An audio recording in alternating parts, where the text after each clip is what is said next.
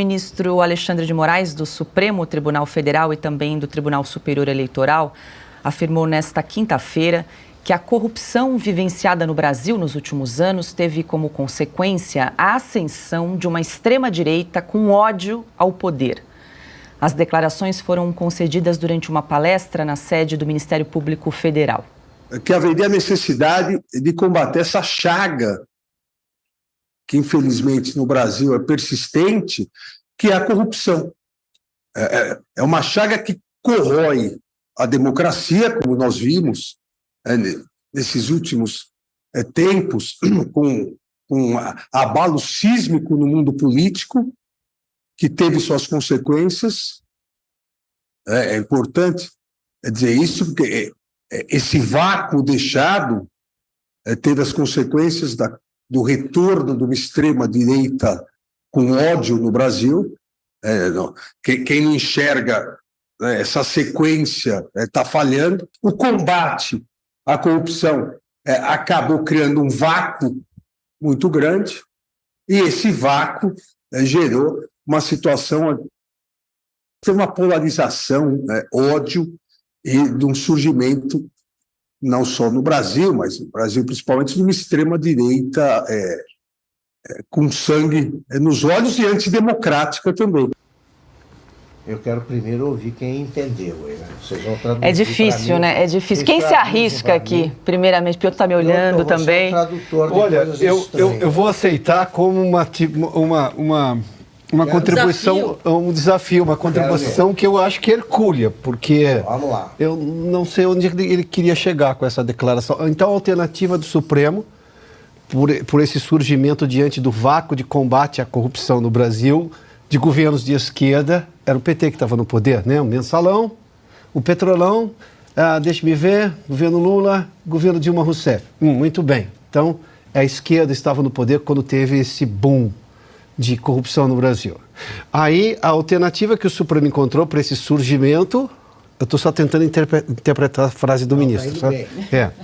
Aí foi tirar o presidente de esquerda preso por corrupção, com anuência do Supremo Tribunal Federal, diga-se de passagem, tira esse sujeito da prisão para ele concorrer novamente à prisão, e agora ele faz parte quase de um consórcio com o Supremo Tribunal Federal, que deveria zelar a Constituição, em que nenhum artigo da Constituição diz a corrupção é permitida no Brasil. Não, a corrupção não é permitida. Eu acho que é isso. Modestamente, eu tentei contribuir aqui. E ainda assim, Piotr, ele disse o seguinte, aspas, quem não enxerga essa sequência está falhando. Essa sequência que ele... Como é que é? Ele disse o seguinte, quem não enxerga essa sequência que ele encadeou está falhando. Preciso da sua ajuda agora. É meio difícil. Eu estou falhando também, mas é o seguinte, não pode deixar, alguém precisa dizer para ele não falar de improviso. Eu já dei esse conselho gentilmente.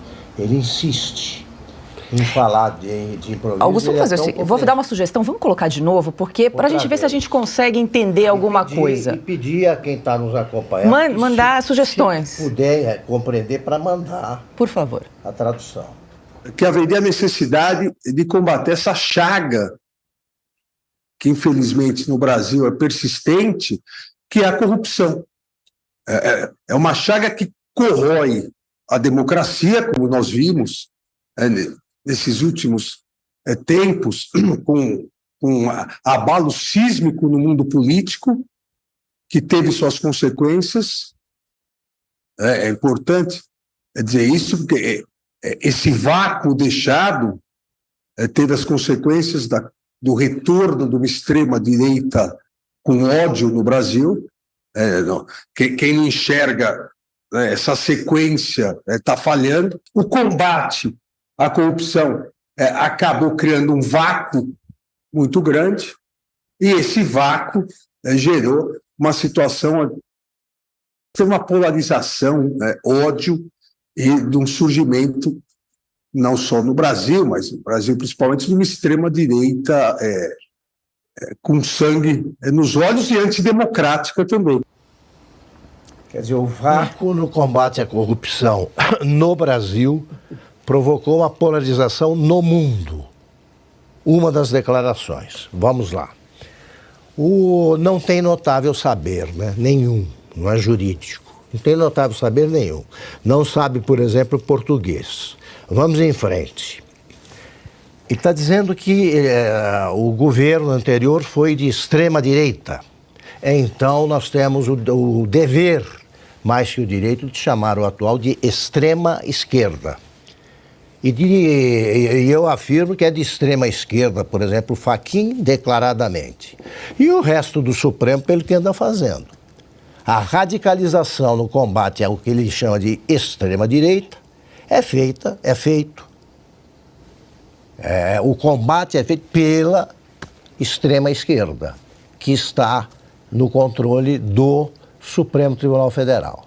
Agora, vamos lá, está tentando explicar o quê? Tentando explicar a prisão ilegal de centenas de brasileiros, a morte, a primeira morte ocorrida, né, entre os manifestantes, é uma advertência que a gente repete aqui, o comportamento inconstitucional dele próprio. Agora, eu só vi, se eu entendi direito, ele disse que houve um vácuo no combate à corrupção. Houve, então, uma interrupção por causa deles, que acabaram completaram o trabalho de destruição da Operação Lava Jato.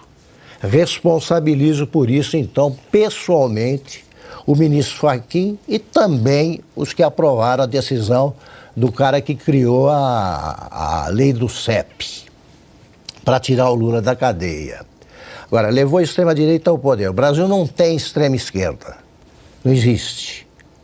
Né? Tem extrema-direita e nem a direita democrática. É extrema-direita, esquerda e o centrão muda. É um bando de oportunistas quando apoia a extrema-direita e é o centro democrático quando se alia, como agora, ao governo do PT.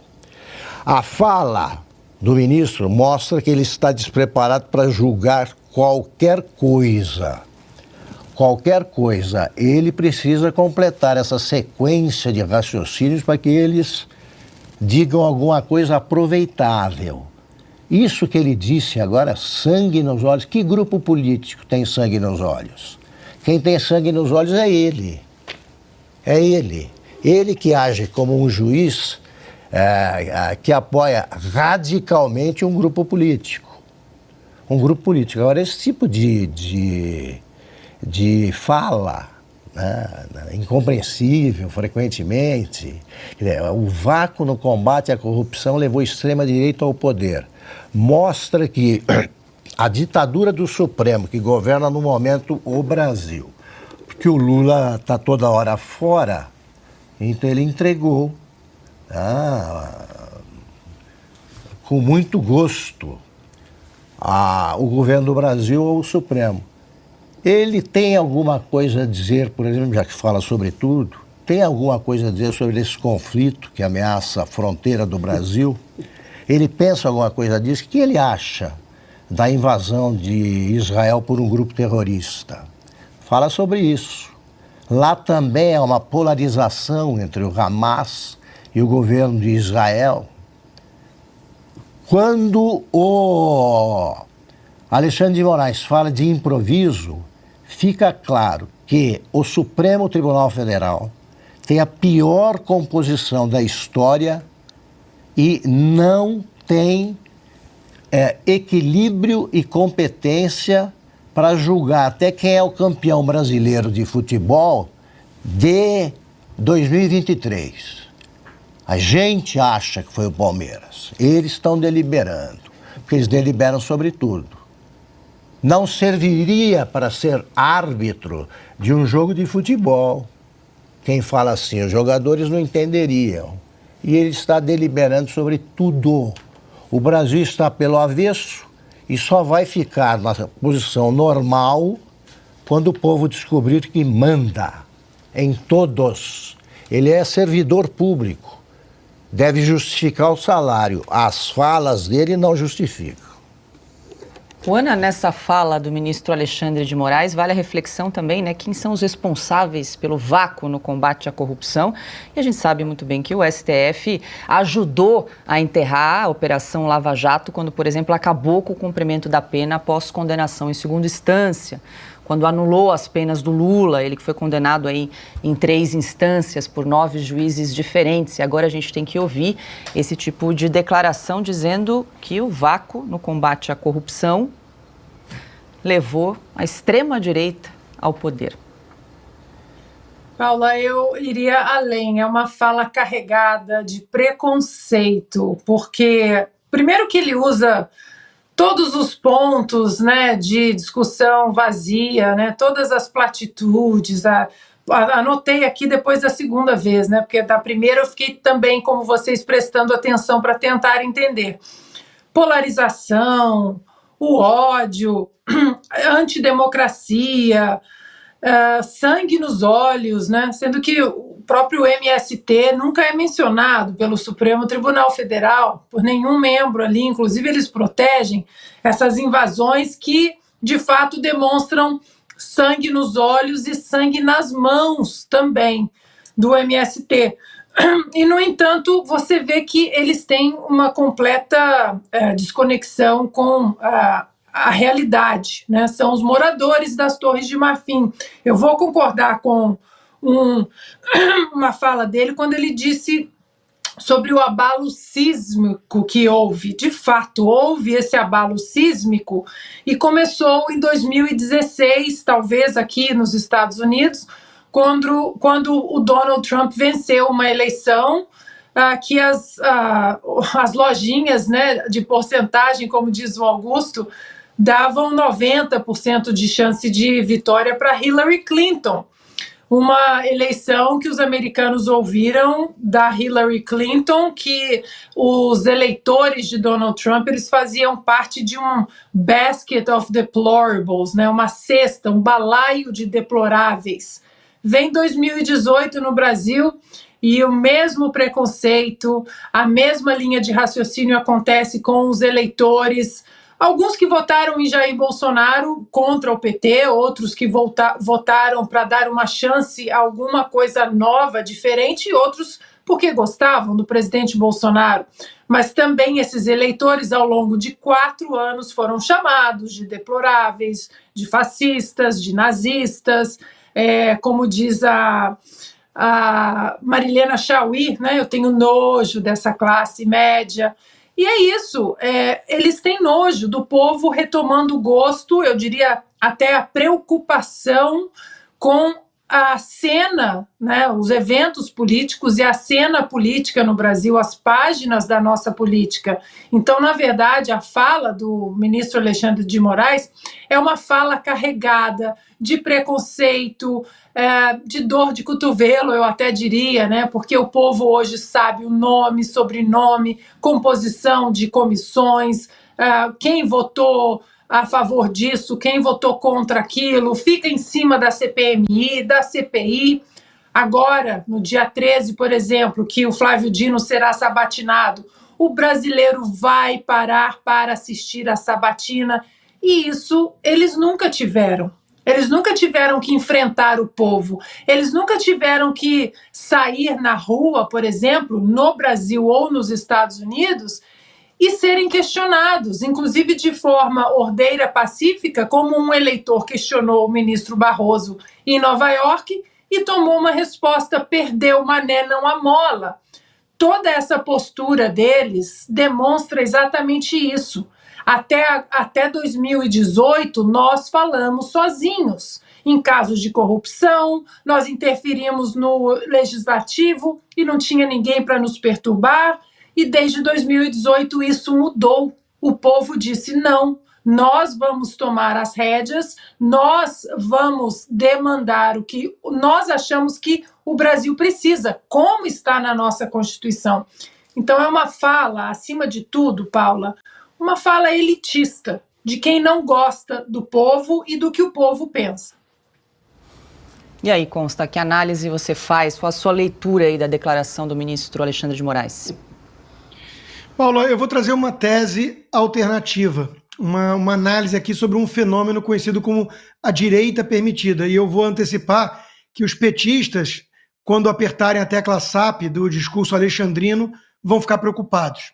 Eu quero lembrar aqui a nossa audiência quem é Alexandre de Moraes. Ele é, acima de tudo, um tucano, filiado ao PSDB, com imagenzinhas ao lado de Dória, ao lado de Alckmin, indicado por Michel Temer, vice do PT, que passou uma rasteira na Dilma e assumiu o poder com o impeachment dela. E existe um teatro das tesouras, claro, um conluio tucanopetista, mas existe uma briga dentro do quintal deles, da esquerda, pelo poder. Por que será que o ministro Alexandre de Moraes nunca foi atrás dos garotos do MBL, por exemplo? Porque são capachos do João Dória, são tucanos, né? E que querem representar a direita, inclusive num teatro bem chinfrim, com o ministro Silvio Almeida, que os chamou de extrema-direita. É o slogan pronto de toda a esquerda. Então, quando ele volta a falar de corrupção no país, a gente pode, então, voltar a atestar que houve corrupção, mensalão, que o Lula foi preso com provas sobradas, que não foi um fascismo da Lava Jato. Quando a gente volta a falar disso, a gente tem, né, o Barroso, outros ministros falando disso na época e votando contra os petistas. Só que eles achavam que isso ia dar o poder de bandeja, ia cair no colo dos tucanos, do sistema, do MDB/PSDB. E veio um tal de Bolsonaro e venceu. Isso não estava no script, isso não estava planejado na Matrix. E aí deu ruim. Então eles precisam expurgar da democracia o povo, os bolsonaristas, a direita, né, a extrema-direita que eles chamam, para voltar a ser um jogo de cartas marcadas entre petistas e tucanos, sistema, a direita permitida, que no fundo é esquerda e que aceita essas agendas todas globalistas e flerta, faz um monte de concessão com o próprio PT em inúmeras áreas, né? O objetivo é se livrar da direita. Isso está acontecendo. Bolsonaro inelegível, perseguição, intimidação. Se ele sentir seguro que isso foi alcançado como objetivo, uma parte desse conluio hoje vai se voltar contra o PT, vai voltar a falar de corrupção, vai voltar a falar de incompetência. Leiam os editoriais do Estadão para ter o pulso tucano. Eles já estão criticando a questão fiscal, o Armínio Fraga já dá entrevista no Globo para Miriam Leitão para falar que falta um projeto, mas cheio de elogios, cheio de concessão à área ambiental, porque eles querem voltar a controlar o jogo e ter a direita permitida. Lembrem quem é Alexandre de Moraes, ele nunca foi do PT. Piotto? Não, só para, como é que o Supremo diz, vou abrir uma dissidência aqui, mas não é uma dissidência. Primeiro que o ministro diz assim, há uma chaga persistente que é a corrupção. Concordo, ministro. É um lugar comum, não é inválido, mas enfim, né? Não é novidade. Quando ele diz que tem um vácuo deixado, eu acho que talvez ele tenha tentado dizer o vácuo deixado de poder devido ao combate à corrupção que derrubou uma presidente, no caso a presidente Dilma Rousseff, não só de corrupção, como houve no Petrolão, que manchou definitivamente a história do PT, que já estava manchada pelo mensalão governo Lula, Petrolão governo Dilma Rousseff. Mas não houve vácuo. Depois do impeachment de Dilma Rousseff, constitucional, houve a ascensão à presidência da República do vice-presidente, também de forma constitucional. Michel Temer assumiu, aliás, e iniciou a recuperação da economia, destroçada, sim, pela recuperação. Durante o governo Michel Temer, se aprovou a lei das estatais, essa que agora o governo do PT quer mexer de novo para colocar apadrinhado político nas estatais. Aquela lei das estatais aprovada no governo Michel Temer pelo Congresso Nacional, uma iniciativa da Presidência da República, mas aprovada pelo Congresso Nacional, com todos os trâmites constitucionais, sem interferência do Supremo Tribunal Federal, como a vida brasileira costumava ser antes desse ativismo todo. Nós vimos uma lei das estatais que melhorou a condição das estatais brasileiras. Logo depois de Michel Temer, houve uma eleição democrática em que o PT participou. Fernando Haddad era o candidato, inclusive, do PT. Jair Bolsonaro foi eleito com o voto do cidadão, o voto do povo, pela democracia. Uma eleição que não pairam suspeitas, segundo o próprio Supremo Tribunal Federal e o Tribunal Superior Eleitoral. quando ele vem falar de extrema-direita, que esse seria, podemos dizer, usando uma expressão dele, a chaga do mundo, que ala política, ou que ideologia política pertence a Nicolás Maduro, que está querendo redesenhar agora o mapa da América do Sul, tomando parte de um país soberano como a Guiana? Não é extrema-direita, nem centro. É um país comunista, amigo do presidente Lula, que por acaso saiu da cadeia por uma decisão de CEP, né? Aquela história do CEP, do ministro Fachin, e que depois voltou ao poder da forma como aconteceu na eleição do ano passado. Acho que ele quis dizer isso daí, mas enfim, ainda assim suscitam dúvidas.